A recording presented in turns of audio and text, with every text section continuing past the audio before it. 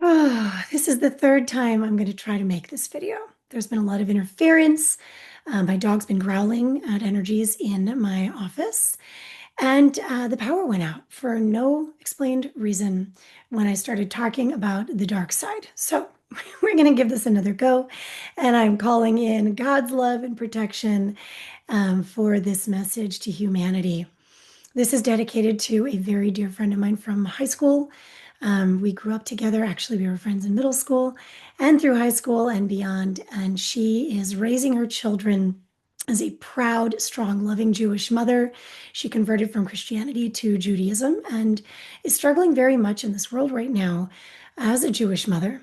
And she raised a lot of really important questions that I've been sitting with for years. And I just feel it's time. So let's have the conversation that I think many people have now wanted to have. Um, so every tradition and every religion has its extremes.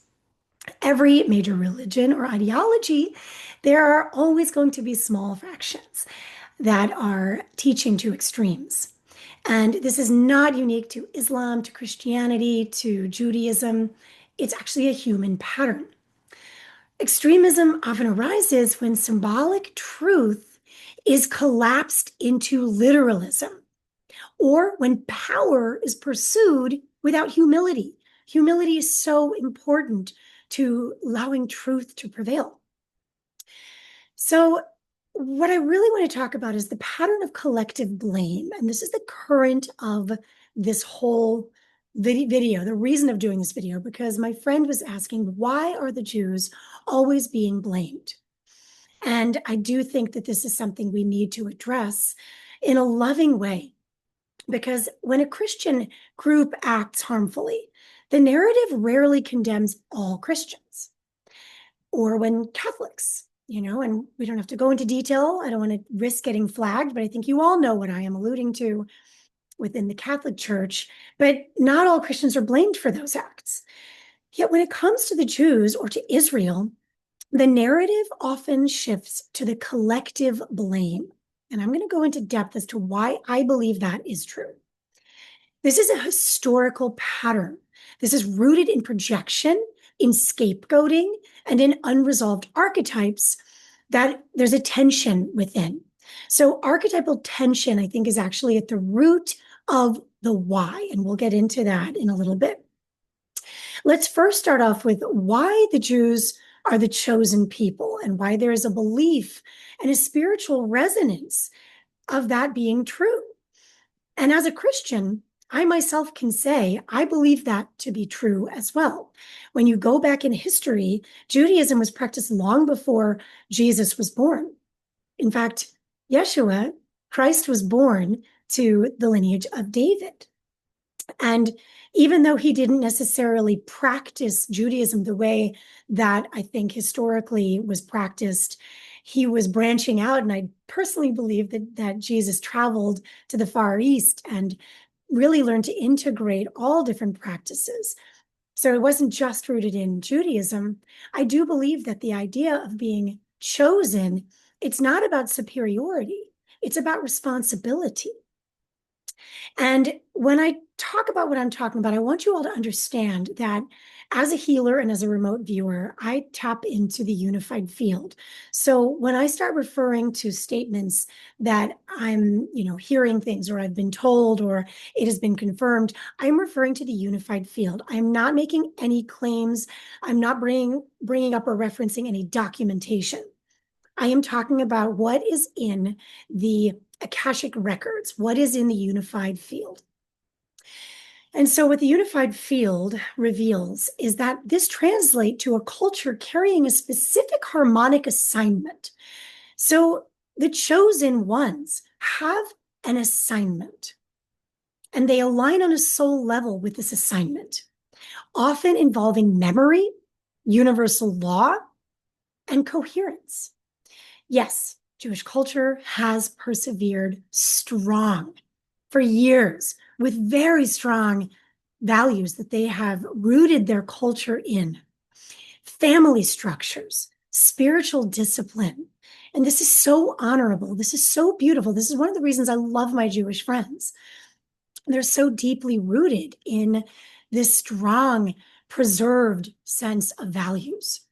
And this resilience can evoke admiration, but it also invokes envy. And depending on the observer's field and intention, that is what determines what is evoked. So let's reconcile the light and the shadow before we move further. And I'm going to be careful not to name things here. So I'm going to allude to global intelligence agencies. Global intelligence agencies are all over the world. You can do your math and figure out who I'm talking about. And both work to protect and also are unethical. Both can be true simultaneously, as there are light and dark factions within both. So the unified field teaches that shadow is not evil by nature. It is simply unintegrated light. Shadow is not evil by nature. It is unintegrated light. So the question is not, are they good or are they evil?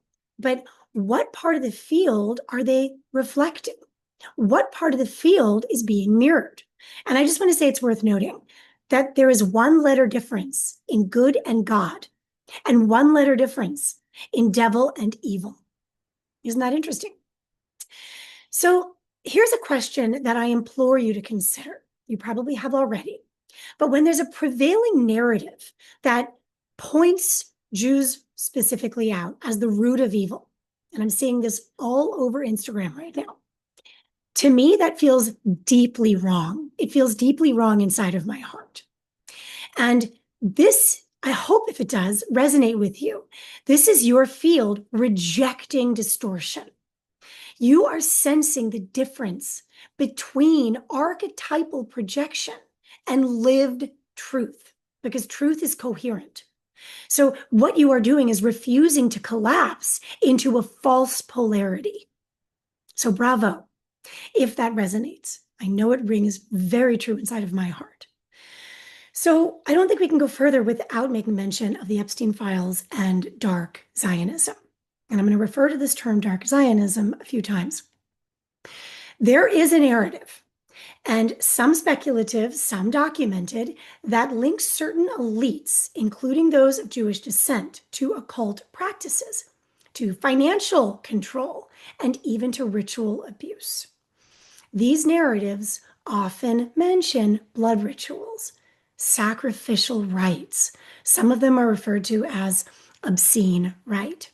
I know many of you know what I'm talking about. I'm not going to mention it because I don't want to get flagged. So I personally believe, and I will get more into this as a remote viewer, as someone who communicates with off-planet entities, with the Galactic Federation, with the various councils of light, Palladian, and, well, the Alliance Council as well, that there is an influence of dark, malevolent, extra-dimensional beings. And it feels very symbolic, and sometimes it feels very literal to me. And that these are non-human entities that are actually manipulating these human elites, the banking cartels, the centralized financial systems that are allegedly controlled by a small group of very powerful families and bloodlines. And I've always had this big prevailing question, why do Jews allow this? Why do the Jews in power allow their people to be scapegoated? And this is a really complex question. And it's one that's really bothered me for so long, because it's why we have anti-Semitism, and it's why we have this narrative to blame the Jews as a collective. And it's simply not right, and it's not fair. And the unified field would say, not all Jews in power are complicit. And many are actually unaware of the deeper layers of control. And they themselves may be trapped and controlled by systems. And they're being coerced or blackmailed. Now, there also are ones who are complicit that may have long ago severed their ties, their spiritual alignment with the original covenant. In other words, they don't align with what's sacred in Judaism. And they are now operating from a place of power, not of service. And maybe they've even forgotten their higher soul's contract.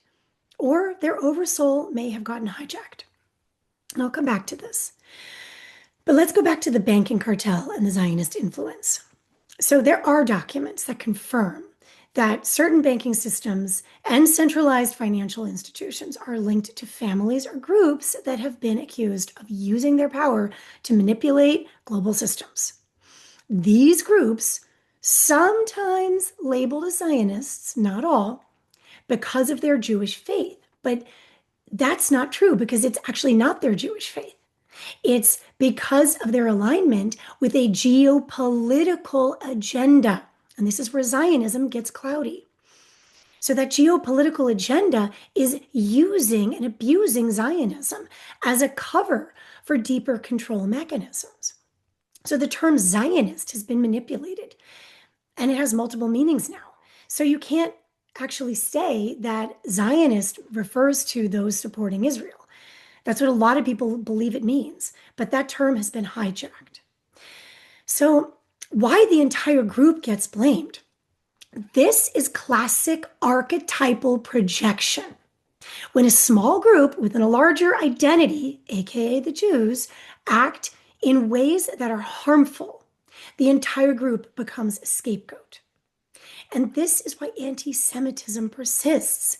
It's easier to blame a visible identity than it is to discern the hidden structures of power. And the hidden structures of power want to remain hidden. So this is why discernment is key, and it is a skill we are not teaching our children in schools. And not all Jews are Zionists, and not all Zionists are part of the dark occult. That is so important to remember. And not all who are accused are guilty. But there is truth in the pattern that power, secrecy, and ritual have all been used to control humanity for millennia. This has been going on for so many years.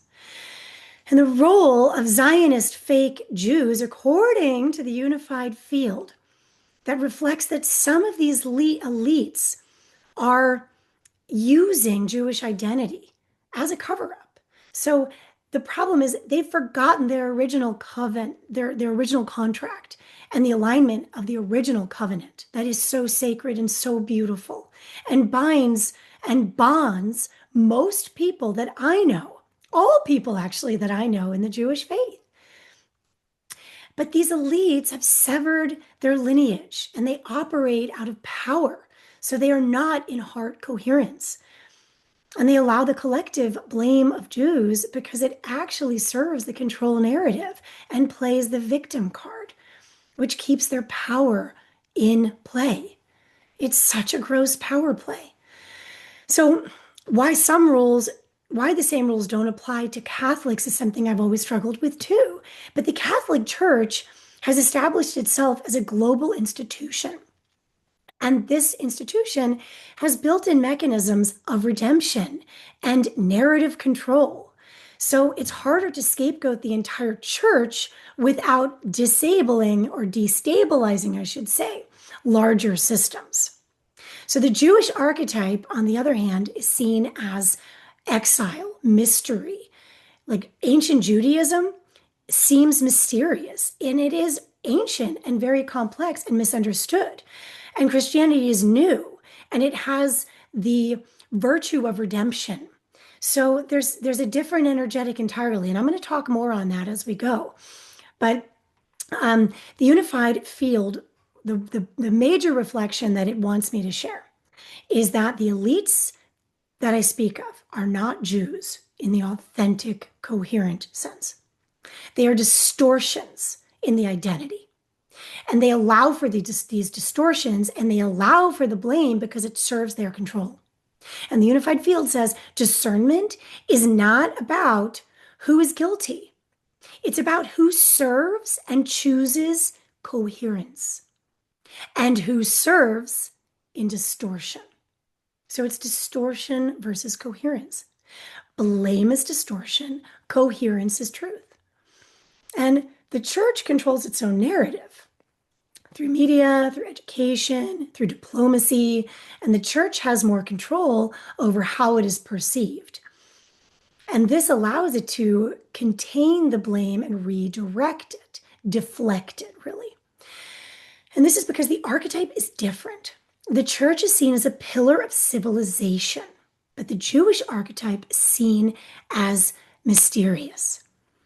And this makes it easier to project the blame onto the Jews than onto the Catholics, where truthfully, when we're talking about the dark off-planet extraterrestrials who are dominating and controlling these global elites, there are Catholics and there are Jews. There's probably atheists as well, but I think we all know that they are praising another God, not one that I'm going to mention. Let's talk about the off-planet extraterrestrials. I actually refer to them as extra-dimensionals because in a joking manner, they shared with me that aliens feels kind of racist to them, the way we would refer to racism.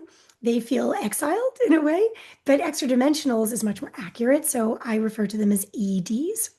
And the unified field reveals that certain off-planet entities, often reptilian or draconian in nature, have been involved in manipulating human systems for millennia. These entities operate through fear. They thrive on fear and anger and rage. That is how they control and distort the spiritual archetypes. And they're not aligned with the Galactic Federation. The problem is the Galactic Federation can't interfere because they operate in the universal laws of free will. The law of one states. No benevolent being has the right to interfere with another being's free will. But the Draconians, the Archons, the Reptilians, the Greys, they don't care. And they're breaking the universal law. And they will be punished for it. And I don't believe in timelines, but I shouldn't say that. I just don't believe in time the way we perceive it. But if you kind of negate timelines and you look at everything happening concurrent, they've already paid the price. So enter the role of the reptilian influence. I really want to talk about this because a growing community believes that there is an off-planet and inter-planet group of extra-dimensionals who are infiltrating our world governments and have hybridization programs in place as a method of control. And this includes creating human hybrids with themselves and influencing human elites through treaties, through technology exchanges, and through control of resources. This includes financial systems, which is why so many of the global elites are Zionist Jews. They run the banking cartel. And this is not the majority of good, honest citizens of the same faith. This is the faith that got hijacked, the aspect of, or the faction of Zionism that was hijacked, remember? But these extra-dimensional beings with malevolent intentions are trying to dominate political structures and even religious institutions. Where there is immense, beautiful light, there is darkness, and this is why the Catholic Church is infiltrated with the same entities. And I'm not saying all Catholic churches, that's not true, but there is a faction. And the reptilian archetype, according to the unified field, it's not actually literal. And as a remote viewer, I'm always careful about what I'm asking to be shown. And I say I don't want to see something that I have to work to unsee. I'm a very sensitive being. I don't want to have to see anything dark that I have to take with me and try and fall asleep again at night. So maybe it's my interpretation is not literal because I'm not asking to see them in a literal sense. So I will say that it represents the shadow of control and the shadow of manipulation and the shadow of survival-based dominance. And when I have remote viewed them and I've asked to not see them, I'm repeatedly blocked from going to places where I can see the human hybridization programs going on our planet. I know where they are, some of them in Colorado. I'm not going to mention locations just for protection of this video. But there are a lot of hybridization efforts happening off planet. The bigger facilities are not on this planet. You can check out my remote viewing of Davos if you're interested. And there's some information there as well if the video is still up. But most of the hybridization is not occurring on this planet. What I keep asking when I go into these quantum healing hypnosis sessions and when I go into these remote viewings and meditations, I'm always asking, what is the end goal? What is this reptilian agenda? And the answer is always the same. They are self-serving. And their primary goal is their own survival, which they need to control resources, biological, energetic, and planetary resources. They aim to manipulate our consciousness to keep humanity oppressed and in a state of fear and division so they can harvest our emotions, our energy, our sacred energy. And then that preserves their own lineage through hybridization and infiltration of our humanity. And through hybridizing themselves with us, that's a whole other story because we are the biggest threat to them. And they're not interested in coevolution. They only seek domination. So, look, there may be some benevolent ones, the ones who are turning their backs. In fact, I will admit, I have been shown that there are locations on this planet where there are reptilians living underneath our Earth crust. I know it sounds crazy, and they are turning away from their controllers, that they are done being dominated as well. But I don't think that they have any clout. I don't think they have any strength, even in numbers. So they're using the global elites as proxies. By controlling the people in power, then they can influence financial systems and military decisions and even cultural narratives. So what a stronghold they have on us.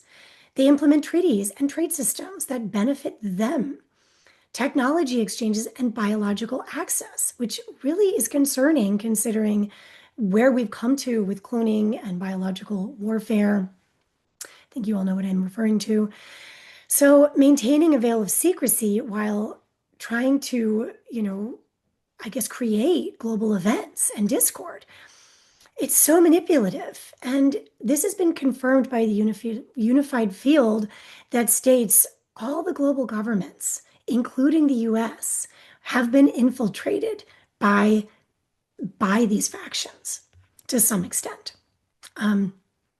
So let's come back to my Jewish friends and this beautiful Jewish archetype and why I honor and have always loved and respected my Jewish friends for their faith, their family structure, and their cultural power. The Jewish archetype is so powerful, and I think that's why it's being abused by these off-planet entities. And it carries the covenant, and that's why they are the scapegoat, and that's why they have now been exiled energetically. By infiltrating this archetype, the reptilians can mask their agenda behind a sacred identity. Like, it's actually genius if you think about it. So that they can exploit historical trauma and use anti-Semitism as a shield. And this is why, deep down, I've always struggled with that term anti-Semitism because I just feel like it's convoluted like Zionism is. So, and I mean, look, I am not stating any of this as fact. This is just my interpretation of what I've seen, what I've experienced in my own mind's eye. And we all have telepathy. We all have this potential. We can all be remote viewers. This isn't like me special, okay? I mean, I'm a total amateur here, but I just think this conversation is so valuable and there's so many people hurting that I just want to share an alternative perspective. And what if they're creating all this confusion to blur the line between what the covenant, the true covenant, the sacred Jewish archetype carries, and those who have severed their lineage? And that blurred line is where they hold their power. So this is not about Jews. It's about using and abusing the archetype of the chosen people to hide distortion. Oh my God, I need to take a breath. The injustice is so intense. I mean, okay, breathe with me for a moment. Just take a deep breath in through the nose and out through the mouth.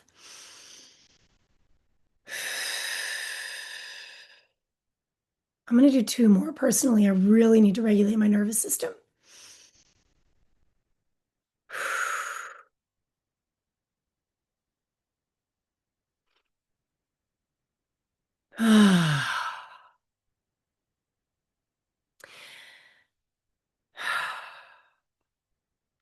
The reptilians have been using hybridization as a method of conquest. They have been infiltrating civilizations and creating hybrids and clones. And then they use those hybrids and clones to control systems, manipulate our minds from within. Hollywood is the root of a lot of this nonsense. And the technique has been used not just on Earth, you guys, but this has been used throughout the galaxy. I've remote viewed the Orion Wars, and I've been shown snippets of galactic battles that feel really similar to what's going on Earth right now. And a very similar infiltration occurred in the Orion family, in that star system. And this is probably why I'm so fascinated with Leonardo da Vinci, because he encoded his paintings.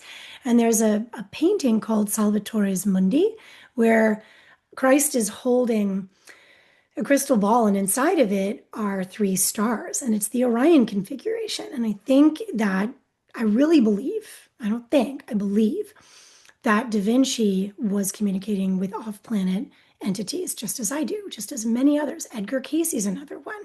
And there's so many people who are, and they don't realize it, and they probably think they're crazy, as I did, until I finally was like, I'm going to speak about this, and I don't care what people think. It doesn't matter.